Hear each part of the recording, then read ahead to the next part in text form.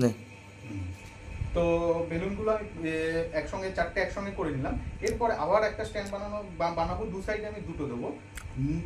সব থেকে নিচে যেই বেলুনটা থাকবে তার সঙ্গে রিবনটা বাঁধবেন, আর জল বেলুন অবশ্যই দেবেন। বেলুনের মধ্যে জল ভরে সেটাকে বেঁধে নিচের বেলুনটার সঙ্গে এই করবেন, রিবনের সঙ্গে বা সুতোর সঙ্গে বেঁধে দেবেন।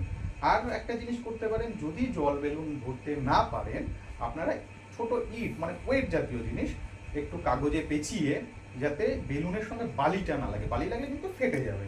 তো আমি এটা একটা দিলাম নিচে, এরপরে আমি একটা গ্রিন দিলাম, এরপরে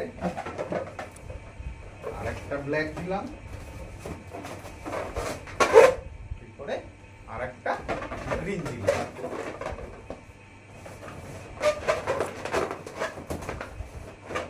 উপরে আমি আর একটা ব্লু কালারের বেলুন